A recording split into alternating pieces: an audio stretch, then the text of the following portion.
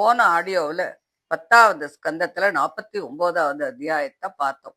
இந்த 50வது அத்தியாயத்துல ஜராசந்தனுடைய வதத்தை பத்தி சொல்றான். என்ன சொல்றான்னு பார்ப்போம். ஜராசந்தன் தொடர்ந்து 17 முறை மதுரையை தாக்குறான். ஒவ்வொரு முறையும் அவன் பெரும் அட்சௌகிணி படையோட வந்து யாதவர்களின் வலிமையை முற்றிலும் அழிச்சுடணும் அப்படிங்கிற ஒரே எண்ணத்தோட சண்டை போடுறான். ஆனா ஒவ்வொரு தடவையும் அவனுடைய எண்ணம் முறியடிக்கப்பட்டுள்ளது. ஸ்ரீ கிருஷ்ணனின் அருளாலும் பலராமனின் வீரத்தாலும் யாதவர்கள் மறுபடியும் வெற்றியையே அடைஞ்சார். ஜராசந்தனோட படைகள் எல்லாம் அழிஞ்சு போயிடுறது. இருந்தாலும் ஜராசந்தனை மட்டும் பகவான் உயிரோட விட்டுட்டார். ஏன்னாக்க உலகத்துல அதர்மம் புரியும் அரசர்களை மீண்டும் மீண்டும் ஒன்னா சேர்த்து பூமியின் பாரத்தை குறைப்பதற்காக அவன் உயிரோடு இருக்கணும் அப்படிங்கிறது பகவானுடைய ஒரு தெய்வீக திட்டமாக இருந்தது. ஒரு போர்ல வெற்றி பெற்ற பிறகு போர்க்களத்தில் கிடைச்ச எண்ணற்ற செல்வங்களும் வீரர்கள் அணிந்திருந்த பொன் ஆபரணங்களும் விலைமதிப்பற்ற ஆயுதங்களும் ரத்தினங்களும் அனைத்தும் கிருஷ்ணனோட கைக்கு வந்துடுத்து. ஆனால் அவற்றில் அவர் ஒண்ணு கூட தனக்காக வச்சுக்கல. அவை அனைத்தையும் யாதவர்களின் அரசனான உக்ரசேனர் கிட்டக்க கொண்டு போய் ஒப்படைச்சுட்டார். உலகின் அரசர்களுக்கெல்லாம் அரசனான பரம்பொருளே தாம் அரச தர்மத்துக்கு கட்டுப்பட்டவராக நடந்தார். அதிகாரம் கையில இருந்தாலும் பணிவை இழக்க கூடாது என்பதை தன்னுடைய நடத்தையால லோகத்துக்கு கத்துக் கொடுத்தார். ஆனால் உலகத்துல அதர்மத்தின் அலைகள் இன்னும் முழுமையாக ஓயவில்லை. 17வது போருக்கு பிறகு இன்னும் ஒரு பெரிய சோதனை மதுரையை நோக்கி வந்துண்டுதான் இருந்தது. நாரத முனிவரால் யாதவர்களின் வீரத்தை பற்றி கேள்விப்பட்ட காலயவனன் அப்படிங்கிற ஒரு பெரும் யவன மன்னன் இந்த உலகத்துல எனக்கு நிகரான வீரன் யார் இருக்கா அப்படிங்கிற ஒரு அகந்தையோட மதுரையை நோக்கி புறப்படுறான். அவன் சாதாரண அரசன் இல்லை. அவனோடு வந்த படையும் சாதாரண படை இல்லை. 3 கோடி மிளேச்ச வீரர்கள் அவனோட வந்தார். எண்ணற்ற குதிரைகள், யானைகள், தேர்கள், காலாட்படைகள் அப்படின்னு பூமியே அதிர்றா மாதிரி படைகள்லாம் திரண்டு வந்தது. மதுரைய 4 திசைகளிலும் முற்றுகையிட்டது. நகரத்தின் வாசல்கள் அனைத்தும் எதிரி படைகளால சூழப்பட்டுடுத்து. இந்த செய்தி யாதவர்களிடம் வந்தபோது பலரது மனசு அப்படியே கலங்கி போயிடுது. இதுவரை ஜராசந்தனின் தாக்குதலை எதிர்கொண்டிருந்த அவர்கள் இப்போ ஒரு புதிய எதிரியோட பெரிய படையையும் காண வேண்டிய அவசியம் உண்டாயிடுது. ஆனால் பகவான் கிருஷ்ணன் மட்டும் எந்தவித பயத்தையும் வெளிப்படுத்தல. அவர் அமைதியாக நிலைமைய ஆராய்ஞ்சு இருந்தார். அருகில பலராமனும் இருந்தார். இருவரும் சூழ்நிலையை நன்னா நிதானமா நினைச்சு எண்ணி பாக்குறா. பகவான் மனசுல ஒரு பெரிய சிந்தனை உண்டானது. இப்போ காலயவனன் மதுரையை முற்றுகை இட்டிருக்கான்.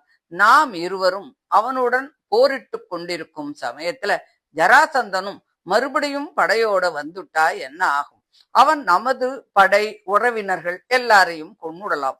இல்ல அவன் அனைவரையும் சிறைபிடித்து கொண்டு போய் வைக்கலாம்.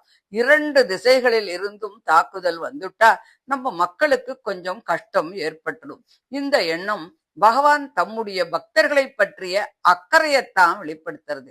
அவருக்கு தமது வீரத்தை நிரூபிக்கிறது ஒரு முக்கியமான விஷயம் இல்லை. தம்மை நம்பியவர்களின் பாதுகாப்பு தான் முக்கியமா தோணித்து. முதல்ல நமது மக்களை பாதுகாப்போம், பிறகு எதிரிகளை எதிர்கொள்வோம். பாதுகாப்பு இல்லாம போர்ல இறங்குறது தர்மம் இல்ல அப்படின்னு சொல்றார். அதுக்கப்புறம் அவர் ஒரு அற்புதமான முடிவை எடுத்தார். கடலின் நடுவே மனிதர்கள் எளிதில் அணுக முடியாத ஒரு பாதுகாப்பான நகரத்தை உருவாக்குவோம். அங்க நமது உறவினர்கள் அனைவரையும் பாதுகாப்பாக வச்சுட்டு பின்னர் எந்த கவலையும் இல்லாம காலயவனனை எதிர்கொள்ளலாம். இப்படி ஒரு முடிவு ஒரு அரசியல் தந்திரம் மட்டுமல்ல, இது பகவானின் கருணை, தூர நோக்கு, பக்தர்களின் பாதுகாப்பு ஆகிய இவை எல்லாம் ஒன்றாக இணைந்த ஒரு தெய்வீகமான திட்டம். உடனே தனது யோக மாயையின் சக்தியை வெளிப்படுத்துறார். மனிதர்களால் பல ஆண்டுகள் எடுத்தாலும் கட்ட முடியாத ஒரு பிரம்மாண்டமான நகரம் பகவானுடைய சித்தத்தால ஒரு நிமிஷ நேரத்துல தோணித்து. அதுதான் துவாரகை. கடலின் நடுவே 12 யோஜனை பரப்பளவில் உலகமே வியக்கக்கூடிய ஒரு நகரம் உண்டானது. அதை பார்த்தவா மனிதர்கள் கட்டிய நகரமா அல்லது தேவலோகமா அப்படின்னு ஆச்சரியப்பட்டு போனா. அந்த நகரத்தின் ஒவ்வொரு தெருவும் கண்டு இருந்தது. நேராக செல்லும் ராஜவீதிகள், சந்திக்கும் இடங்கள், ஒழுங்காக அமைக்கப்பட்ட குடியிருப்புகள், வாஸ்து சாஸ்திரப்படி திட்டமிட்டபடி கட்டடங்கள் அனைத்தும் ஒரு அற்புதமான ஒழுங்கைத்தான் வெளிப்படுத்தியது. தோட்டங்கள் எங்கும் பசுமையால நிரம்பி போய் இருந்தது. மனம் வீசும் மலர்கள், கொடிகள், நிழல் தரும் மரங்கள், குளங்கள், பூங்காக்கள் அனைத்தும் அந்த நகரத்துக்கு உயிர் ஊட்டியது. அரண்மனைகள் உயரமாக இருந்தது. அவற்றின் உச்சியில் பொற்கலசங்கள் சூரிய ஒளியில் பிரகாசிச்சது. பளிங்கு கற்களால் கட்டப்பட்ட கோபுரங்கள் வானத்தை தொடுவது போல தோன்றியது. வீடுகள் சாதாரண வீடுகள் இல்ல. ரத்தினங்கள் பதிக்கப்பட்ட சுவர்கள், பொன்னால் அலங்கரிக்கப்பட்ட கதவுகள், மரகத கற்கள் பதிக்கப்பட்ட தரைகள், ஒளிவீசும் மண்டபங்கள், இவை அனைத்தும் துவாரகையை பூலோக தேவலோகமாக மாற்றிவிட்டது. யாதவர்களின் இல்லங்கள் ஒவ்வொன்றும் தனித்துவமாக தனி அழகோடு அழகாக அமைந்திருந்தது. 4 வர்ணத்தினரும் தத்தம் தர்மத்தை பின்பற்றி ஒற்றுமையாக வாழும் வகையிலே இந்த நகரம் திட்டமிடப்பட்டது. இந்த தெய்வீக நகரம் உருவான செய்தி தேவலோகத்துக்கும் போய் சேர்ந்தது. தேவேந்திரன் இதை கேட்டுட்டு ஒரு பெரிய ஆனந்தத்தை அடைந்தார். தேவலோகத்தில் இருந்த சுதர்மா சபையை பகவானுக்காக அனுப்பினான். அந்த சபையில் அமர்ந்திருப்பவர்களுக்கு பசி, தாகம், சோர்வு, முதுமை போன்ற மனித துன்பங்கள் வராது. அதனுடன் தேவலோகத்தின் புகழ்பெற்ற பாரிஜாத மரத்தையும் அனுப்பினான். தேவன் மனத்தின் வேகத்தில் பாயக்கூடிய வெண்மையான அபூர்வ குதிரைகளை அர்ப்பணித்தார். அவற்றின் ஒரு காது மட்டும் கருப்பாக இருந்தது. அது அவற்றின் அரிய தன்மையை வெளிப்படுத்தியது. செல்வத்தின் அதிபதியான குபேரன் தன்னுடைய 8 மகா நிதிகளையும் பகவானுக்கு அனுப்பிச்சார். மற்ற திக்கு பாலர்களும் தங்களிடம் இருந்த அரிய செல்வம், அரிய பொருட்கள், தெய்வீக பரிசுகள் அனைத்தையும் கொண்டு வந்து பகவானின் திருவடிகளிலே சமர்ப்பித்தனர். இவாள்லாம் ஏன் இப்படி பண்ணினா? ஏன்னா அவர்கள் அனுபவித்து வந்த பதவி, அதிகாரம், செல்வம், புகழ், ஆட்சி இவை அனைத்தும் பகவான் அவர்களுக்கு அளித்தவைதான். இப்போது அந்த பரம்பொருள் மனித வடிவில் பூமியில் எழுந்தருளியிருக்கத்தால இவை அனைத்துமே உங்களுடையவை, நாங்கள் பாதுகாத்து வைத்திருந்தோம் என்ற ஒரு பணிவோடு அவற்றை மறுபடியும் கொண்டு வந்து சமர்ப்பித்தார்கள். இதன் மூலம் ஒரு பெரிய உண்மை தெரிகிறது. உலகத்தில் எவருக்கும் சொந்தமாக எதுவுமே கிடையாது. அனைத்தும் இறைவனுடையதுதான். நமக்கு கிடைத்துள்ள செல்வம், அறிவு, பதவி, புகழ், குடும்பம், உடல் நலம் இவை அனைத்தும் இறைவன் கொடுத்த பொறுப்புகளே. இந்த அற்புத நகரம் முழுமையாக தயாரானதும் பகவான் தமது யோக சக்தியால் மதுரையில் வாழ்ந்த யாதவர்களை எல்லாம் எந்தவித துன்பமும் இல்லாமல் துவாரகைக்கு மாத்திட்டார்.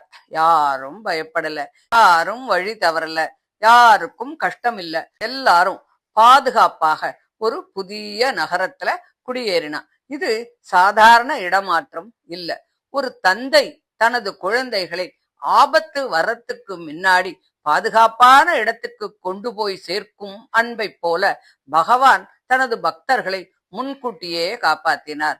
பிறகு பலராமனை அழைத்து இங்கு மக்களை நீங்கள் பார்த்துக்கோங்கோ அப்படின்னு சொன்னார். அதுக்கப்புறம் அனைவரையும் ஆச்சரியப்படுத்தும் ஒரு செய்கையை பண்ணினார். தாமரை மலர் மாலையை மட்டும் அணிந்து கொண்டு எந்த ஒரு ஆயுதமும் இல்லாமல் தனியாக மதுரையின் வாயிலில் இருந்து வெளியே வந்தார். வெளியில 3 கோடி வீரர்களோடு காலயவனன் காத்துண்டிருந்தான். அவன் ஆயுதங்கள்லாம் வச்சுண்டு ரெடியா இருந்தான். ஆனால் அவனை எதிர்கொள்ள வந்தவர் எந்த ஆயுதமும் இல்லாத இந்த கிருஷ்ணன். இதை பார்த்தவர்களால் எதையுமே புரிந்து கொள்ள முடியவில்லை. ஆனால் பரம்பொருளுக்கு வெளிப்புற ஆயுதம் தேவையா? அவருடைய சிரிப்பே வெற்றி, அவருடைய சங்கல்பமே சக்தி, அவருடைய திரு உள்ளமே உலகத்தை இயக்கும் சட்டம். அதனால் ஆயுதமின்றி வந்த அந்த அமைதியான நடை உண்மையில் பரம்பொருளின் எல்லையற்ற வல்லமையைத்தான் வெளிப்படுத்தி காட்டியது. கால யவனனின் அகந்தை உடைய வேண்டிய நேரம் வந்துடுத்து. தர்மத்தை நிலைநாட்டும் அடுத்த தெய்வீக நிகழ்வுக்கு மேடை தயாரா ஆயிடுத்து. பகவான் முதல்ல பக்தர்களை காப்பாத்துறார், அதுக்கு அப்புறம்தான் எதிரிகளை அழிக்கிறார். உண்மையான தலைவன் வெற்றியை மட்டும் சிந்திக்கிறதில்ல, தன்னை நம்பியவர்களின் பாதுகாப்பத்தான் முதல்ல நினைக்கிறார்.